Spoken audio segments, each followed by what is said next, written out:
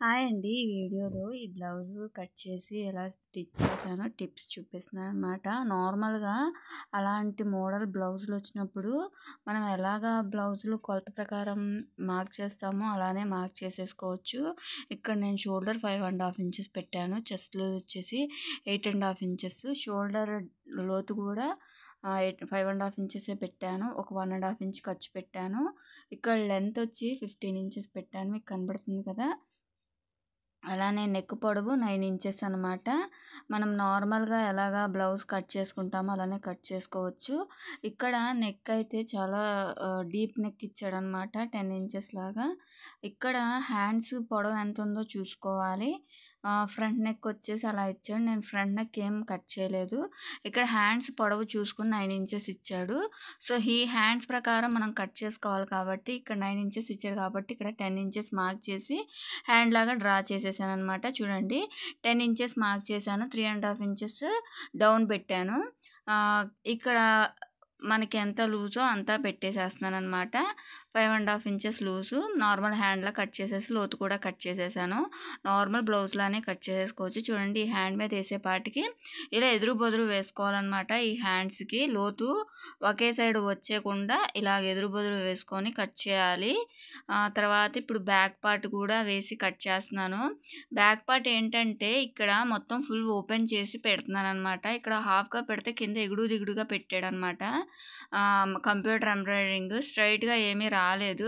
So, ఇక్కడ సరి చూసుకోవాలి.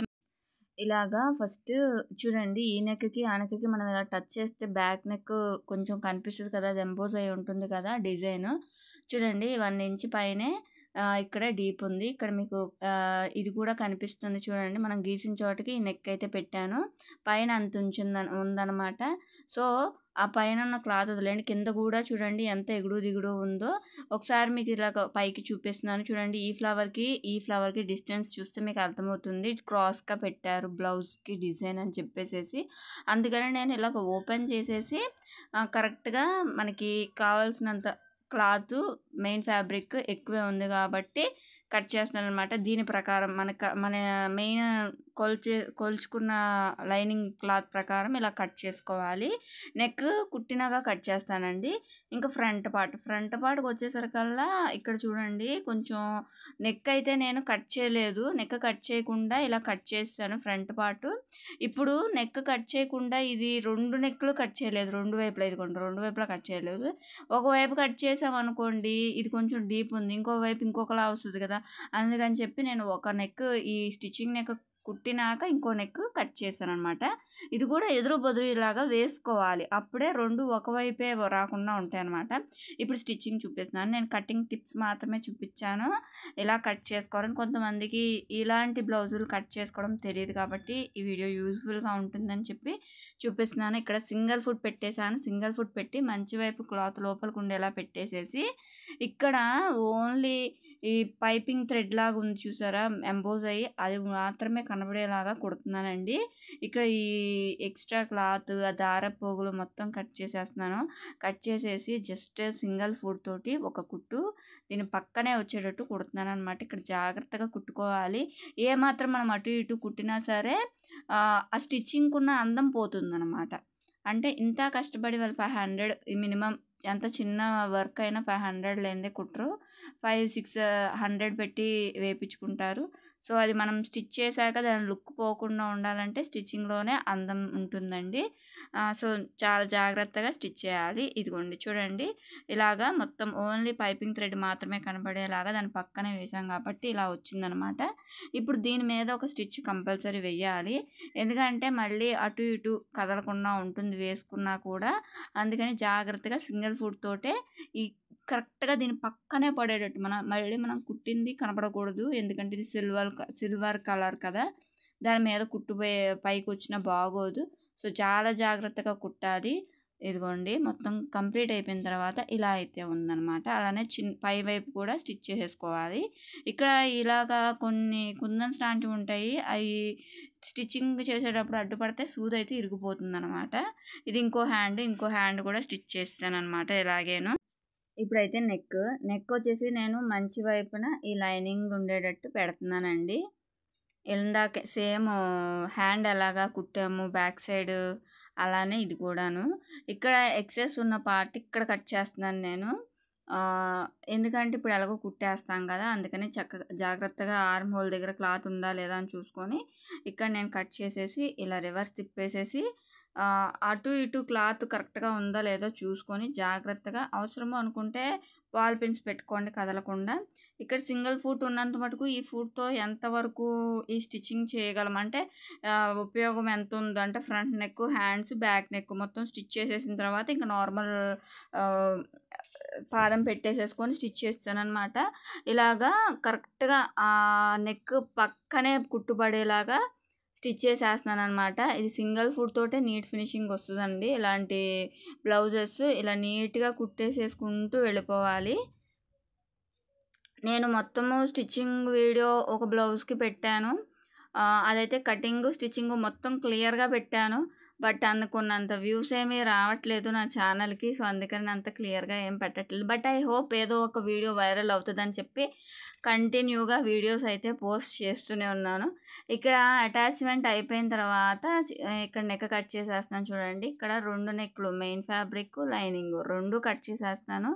కట్ చేసేసాక ఇక్కడ లోపల ఈ క్లాత్ అయితే ఉంది కదా, దీన్ని అక్కడక్కడ ఇలాగా చిన్నగా టక్స్ అయితే పెడుతున్నాను అనమాట. ఇలా పెట్టేసేసి రివర్స్ చేసేస్తున్నాను అనమాట. ఇదిగోండి ఈ విధంగా రివర్స్ చేసేస్తే చాలా నీట్గా వచ్చింది. నెక్ అయితే సింపుల్గా ఉంది. నెక్ కూడాను మిషన్ ఎంబ్రాయిడరీ అంటే ఇలా చూడండి ఎంత బాగా వచ్చిందో. ఇలా నీట్గా తిప్పేసేసిన తర్వాత హ్యాండ్కి మళ్ళీ దీన్ని కూడా దీని మీద ఒక కుట్టు అయితే వేస్తున్నాను అనమాట. ఎక్కడ పక్కకు అనేది జరగకుండా, పక్కకి జరిగితే మళ్ళీ దీని మీదకి క్లాత్ మీదకి అదే ఐ మీన్ ఈ వర్క్ మీదకి థ్రెడ్ అయితే వచ్చేస్తుంది అనమాట. అలా హ్యాండ్స్ కొంచెం 1-2 సార్లు ఇసుకిచ్చింది.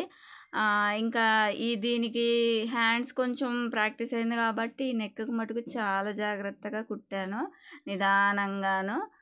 బాగా వచ్చింది స్టిచ్చింగ్ కూడా. ఫినిషింగ్ లాస్ట్లో బ్లౌజ్ మొత్తం ఫినిష్ అయ్యాక ఎలా వచ్చింది అనేది కూడా యాడ్ చేస్తాను క్లిప్పింగ్ చూడండి. ఇలాగ మొత్తము కూడా స్టిచ్ చేసుకుంటూ వెళ్ళటమే.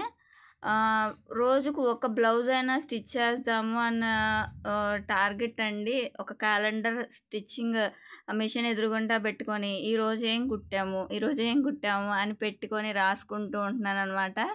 ఎందుకంటే ఇది స్టార్ట్ చేసింది ఒక 1 ఇయర్ నుంచి స్టిచ్చింగ్ మీద డిపెండ్ అవుదామని అనుకున్నాను. ఈ మిషన్ కొని 6 మంత్స్ అవ్వలేదు, ఇంకా 5 మంత్స్ అయ్యింది.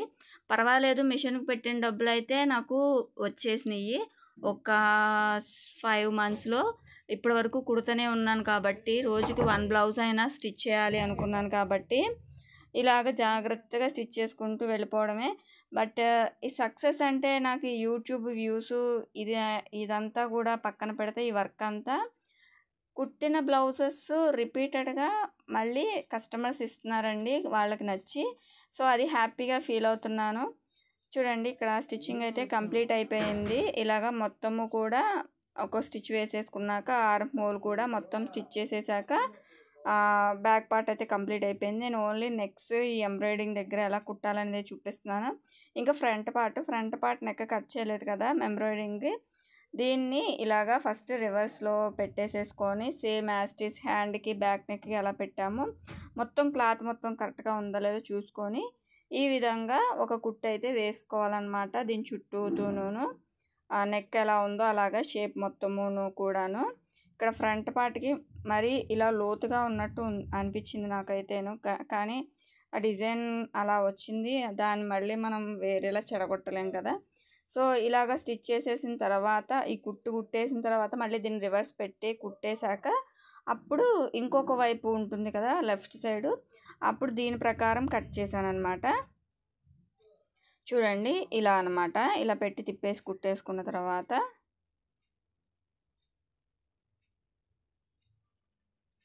ఇలాగా కుట్టేసుకోవటమే. సేమ్ యాస్టీస్ హ్యాండ్కి నెక్కి ఎలా కుట్టానో అలానే.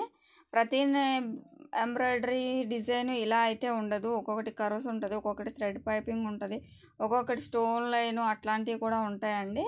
బట్ దీనికి ఆ డిజైన్ బట్టి మనం కుట్టుకుంటూ వెళ్ళిపోవాలన్నమాట. ఇలాగ మొత్తము స్టిచ్ చేసేసిన తర్వాత దీని ప్రకారం ఇంకొక వైపు నెక్ ఉంటుంది కదా, దాన్ని కట్ చేయాలి. చూడండి ఎంత బాగా వచ్చిందో.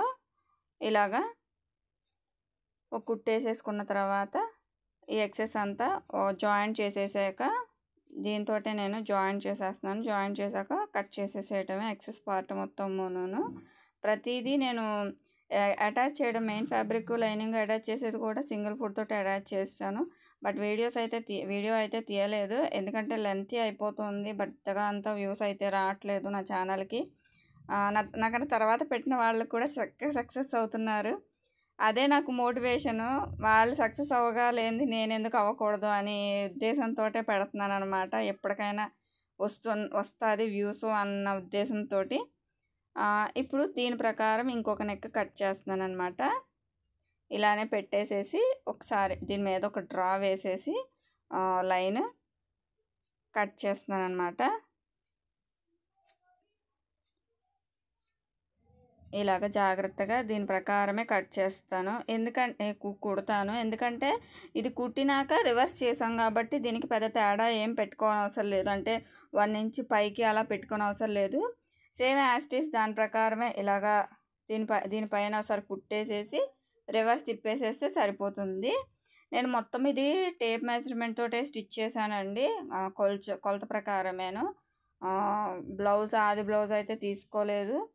టేప్ మెజర్మెంట్ తోటే నేను కట్ చేసి కుడుతున్నాను ఈ బ్లౌజ్ని. ఇప్పుడు ఇలాగా మొత్తం కుట్టేసిన తర్వాత కట్ చేసేసి రివర్స్ చేసేయడమే. అంతేనండి. ఫ్రంట్ పార్ట్ నెక్స్ అయితే ఇలా కుట్టుకుంటే మీకు 2 నెక్కులు సేమ్ వస్తాయి. లేదు కట్ చేసేసి దీని ప్రకారం ఆ నెక్ అయితే ఉండదు, ఒకటి ఒకలాగా ఇంకొకటి ఒకలాగా వస్తుంది.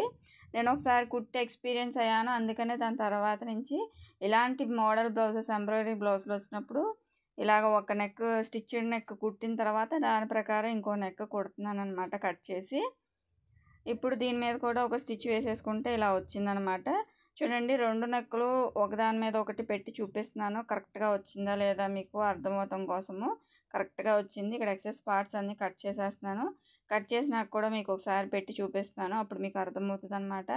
ఇక్కడ కూడా అటాచ్ చేస్తాను, ఇది కూడా ఎక్సెస్ పార్ట్ కట్ చేసేస్తున్నాను. మ్యాక్సిమమ్ మనం మెయిన్ ఫ్యాబ్రిక్ ఎక్కువే కట్ చేస్తాము. ఇలాగ అటాచ్ చేసిన తర్వాత సరి చేసుకుంటాం అనమాట ఏ బ్లౌజ్కైనా సరే. ఇప్పుడు చూడండి నెక్స్ అయితే కరెక్ట్గా సరిపోయినాయి అనమాట. నెక్, ఆర్మ్ హోలు, అలానే షోల్డర్ కూడాను కరెక్ట్గా వచ్చేసినాయి. అంతేనండి. దీని ప్రకారం మనం బ్లౌజ్ అయితే ఇలా మొత్తం అటాచ్ చేసేసుకున్నాం కాబట్టి స్టిచ్ చేసేసుకోవచ్చు. ఈ వీడియో మీకు నచ్చితే ప్లీజ్ ఛానల్ అయితే సబ్స్క్రైబ్ చేసుకోండి. ఎలా ఉందో కామెంట్ చేయండి, మీకు యూస్ఫుల్లా కాదా అనేది. చూడండి హ్యాండ్స్ ఎంత బ్యూటిఫుల్గా వచ్చినాయో, హ్యాండ్స్, ఫ్రంట్ పార్ట్స్, అలానే బ్యాక్ పార్ట్ కూడాను. ఇందులోనే నేను ఎలా కుట్టానో, ఫినిషింగ్ ఎలా వచ్చింది అనేది కూడా చూడండి.